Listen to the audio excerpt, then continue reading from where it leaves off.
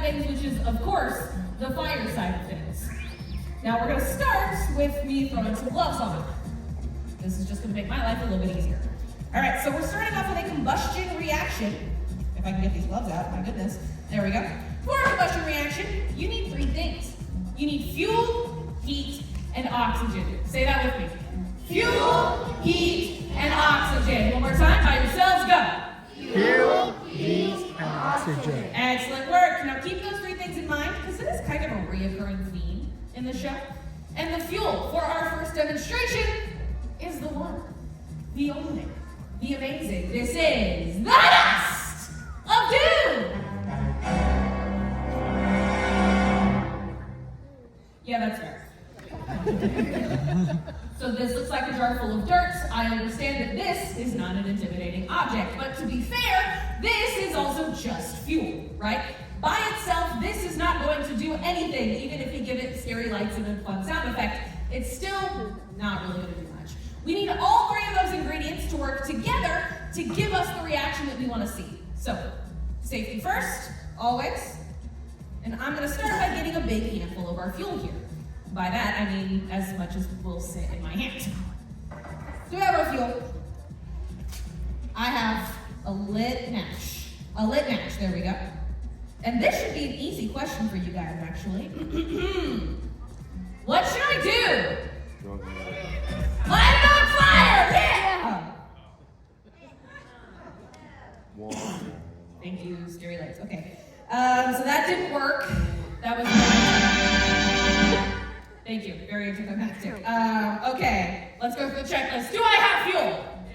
Yes, it's right here. It's in my hand. Did I have heat? Yes, I did, until I didn't anymore. Did I have oxygen? No. Oh. Now here's kind of the tricky thing. There is oxygen in the air around us. It's about 21% oxygen, but the match went out when it went into the fuel. There is not enough oxygen inside this pile to support combustion, which means we suffocate that match and our combustion doesn't happen. So for this to work properly, we are going to need to separate out all of these particles. That means that each and every particle can be surrounded by oxygen found in the air. Just like that! Make sure my stage isn't on fire, that's important. Now that is a combustion reaction. Once again, fuel, heat, oxygen, all coming together to give us that tower of fire that we just saw. Do you want to see it again? Yeah. Of course you do! Good news! I'm not going to do it again! I know, it's so exciting. Instead, one of you guys are. Now, here's how we're going to do this.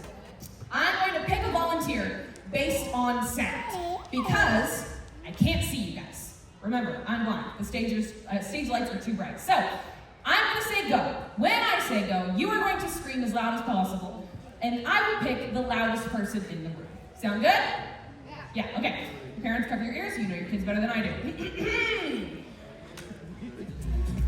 Go!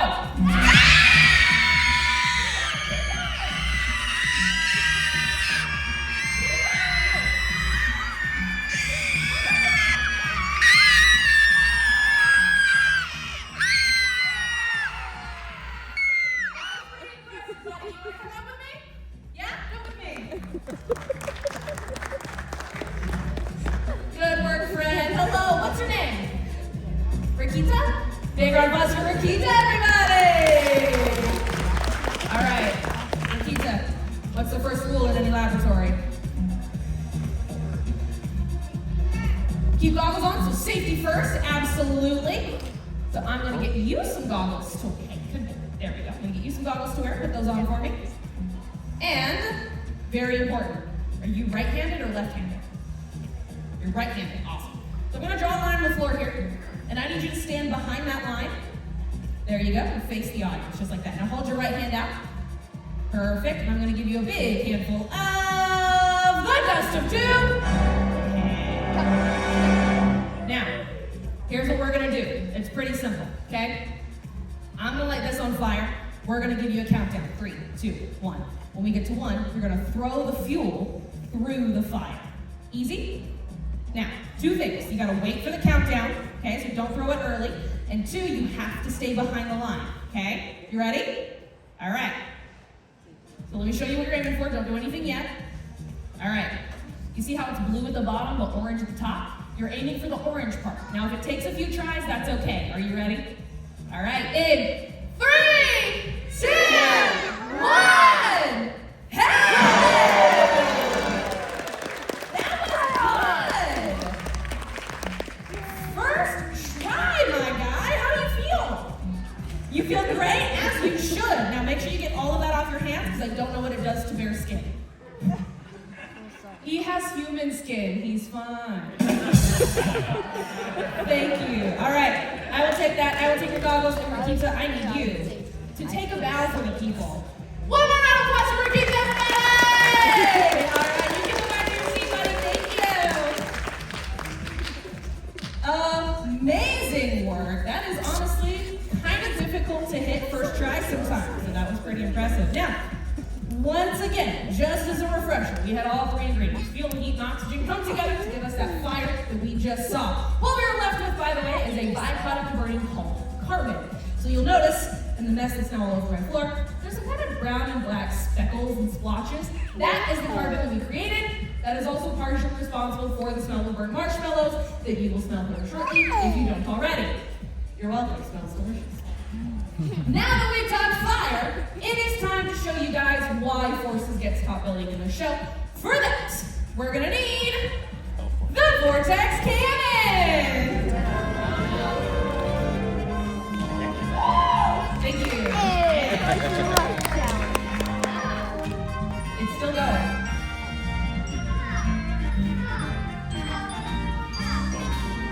The Vortex Cannon! That is a 15-second long theme song. Okay, so this has three main parts to it. Part number one, we have this rubber band ladder there on the back. Part number two, we have this barrel in the center that's hollow. And part number three, we have that faceplate there on the front. But we're going to start at the beginning. So all I'm going to do is I'm going to pull back on this handle, stretching this rubber bladder out, and then I'm going to let go.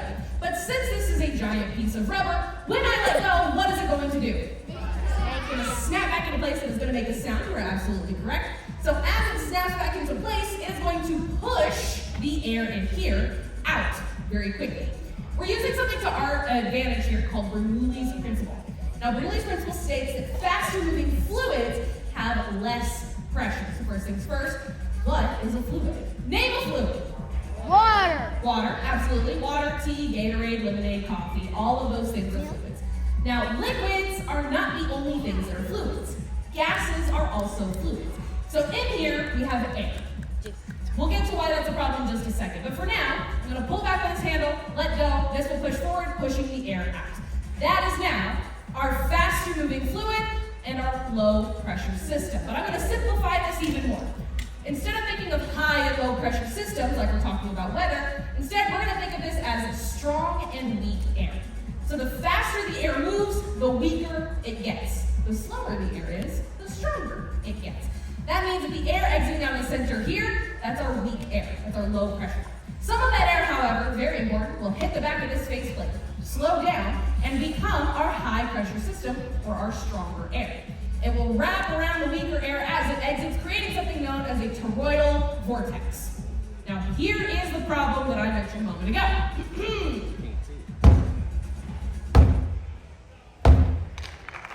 Thank you, we can't see. Yeah, it's a little boring to look at because quite literally we can't see what's happening. So in order to make this visible to everybody, we're going to use a little bit of heated up propylene glycol. Yeah! That's fog machine. Fog machine. No. Yeah, in case you were not aware. It's just a big fancy science report. Now we're going to get as much of this as we can out on the main stage itself as well. And everybody please make some noise for the Vortex Cannon! Donut! Way better when you can see it, right? Donut! So this is known as a toroidal vortex, or a ring-shaped vortex. And if you watch as it flies through the air, you can see it wrapping in and around itself. It's quite literally spinning inwards. That is the high-pressure system wrapping around the low-pressure system that I was talking about just a moment ago.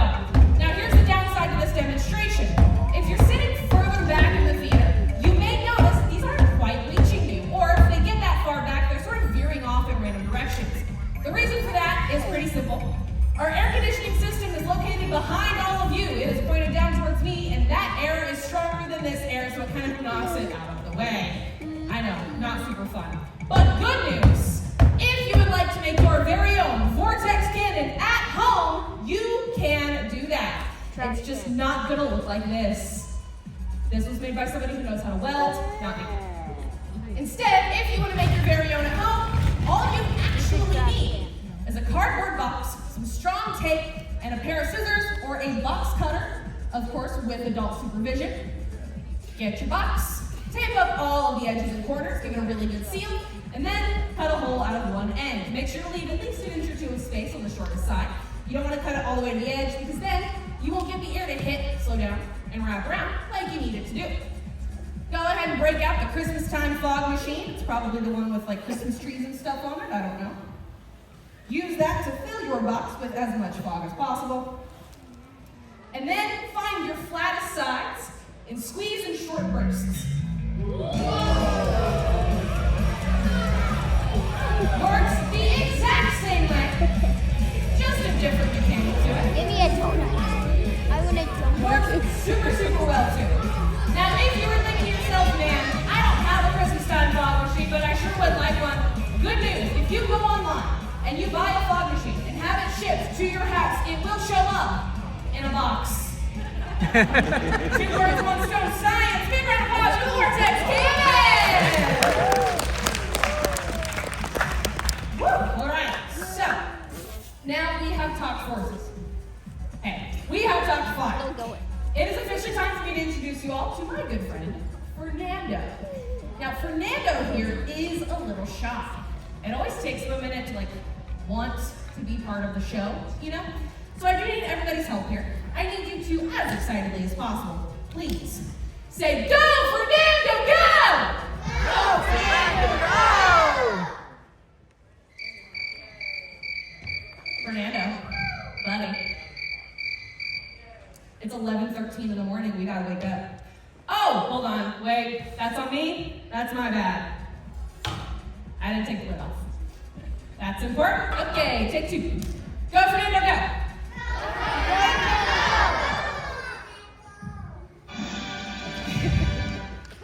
So, good news, bad news. Bad news first, Fernando doesn't have ears, he couldn't hear you in the first place. But thank you so much for participating. Good news, we're actually just missing an ingredient. So first things first, this is both forces and fire coming together. So we know that forces is already there, it's spinning. That's movement, that's a force. But we have fuel, I can see it, I can smell it. It does have a smell. And we have oxygen in the air around us. So what key ingredient are we missing? Heat, absolutely. And of course, we are going to get that in the form of a blowtorch. Perfect. Now, all we gotta do is let Fernando warm up a little bit. And everybody, one more time, please. Say, go, Fernando, go! Go, Fernando! Fernando! Go, fire tornado! Isn't he beautiful? I know. So, Fernando here is a couple of different things. First and foremost, we have angular momentum. That is the big fancy science word for a spin. He's spinning in a circle. Circles are 100% angle, so it's angular. And he continues to move after I spin him initially, which means he has momentum. Angular momentum. Turns out physics is pretty literal, a lot of times. Now, as it's spinning, this wire mesh that is moving through the air is dragging the air along with it and creating motion in that air. So we have a high pressure system and a low pressure system, just like we did with our vortex cannon. So once again, we're using Bernoulli's principle here. Our high pressure system is on the outside of the spin. That air is moving the slowest. Our low pressure system is in the center of the spin. That is moving the fastest. So our stronger high pressure air is squeezing in towards the weaker, slower, or faster moving air, or low pressure air, helping to continue this cycle. It's also feeding more oxygen to our fire. As it feeds more oxygen to the fire, it makes that fire bigger, and it makes that fire warmer. It actually increases in temperature, which is great for me as somebody who is cold. So, if, however, I slow Fernando down to a stop, he's a campfire, that's cool, but not that interesting, right?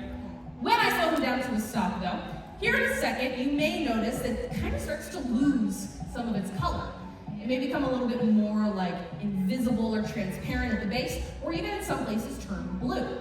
Now that blue is really difficult to see under our blue lights, but that's okay. The reason I'm pointing this out to you in the first place is because we actually don't want it to be invisible to you. It's a good thing that it is bright orange because we made it that way on purpose. In order to make this fuel more visible to you guys out there in the audience, we added table salt, sodium chloride. The same stuff you put on your mashed potatoes produces a yellow-orange color in fire. And if we give them a spin, you see a lot more of that color show up. I know, isn't it beautiful? Now, fun fact, in case you were ever curious, fireworks change a bunch of different colors because they have different kinds of metal salts in them. So while sodium chloride is the kind of metal salt that we consume on a lot of different foods, something like strontium chloride we cannot consume, but it would turn the color, there we go, of this fire. In fact, strontium chloride would make it a really, really bright red. But something like copper 2 chloride, another type of metal salt that's not edible to us, would turn this fire like a teal green color. That looks absolutely beautiful, but those other two salts that I just listed that you can't eat, yeah, it's because they're caustic, meaning they can burn you if you mishandle them, and we found out we'll eat through metal if given enough time. Guess what Fernando's made out of? Metal. So if you're thinking to yourself, man, I wish Fernando was green or red. Isn't it Christmas time? Wouldn't that be so cool? You're right, it would be cool, but it would break him. And we did find that out the hard way. I've already broken him once. It was a bad idea. I don't want to do it again. Sorry, Fernando. That was my bad. But good news is, he is nice and a bright orange, and it looks absolutely beautiful. So one more big round of applause for Fernando!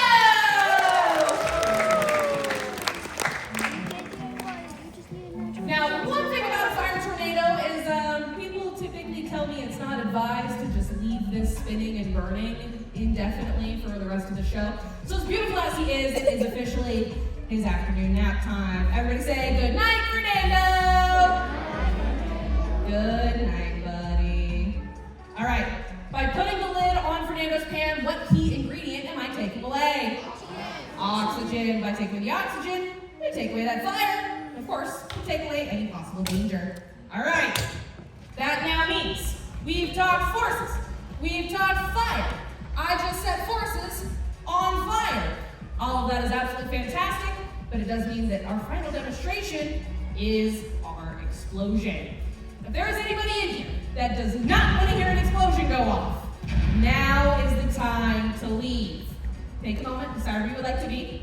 While you are making that decision and making your way carefully down the stairs, let's talk about this balloon.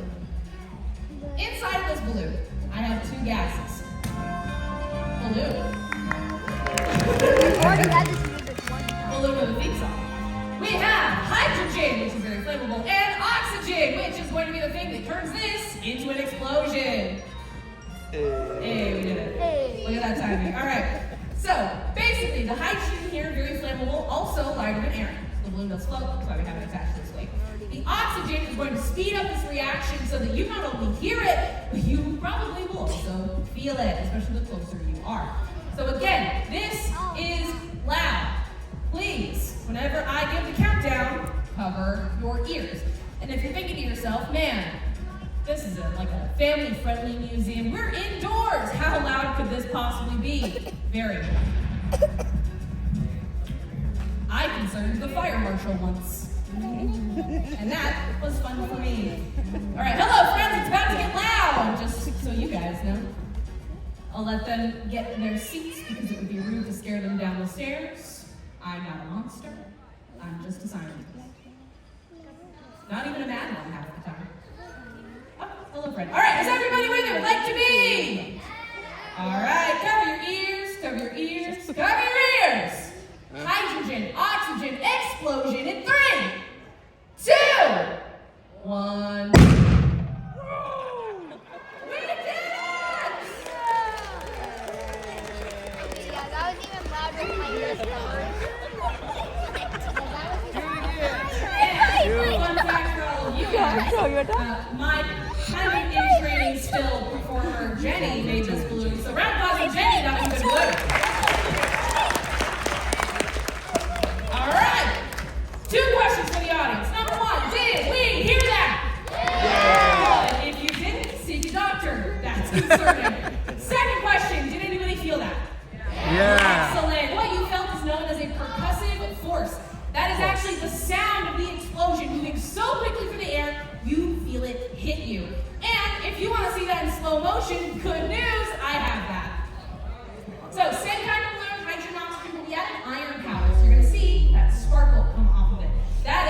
actually pushing out in all directions. But on top of this, we're going to add some blue rings that we've edited over.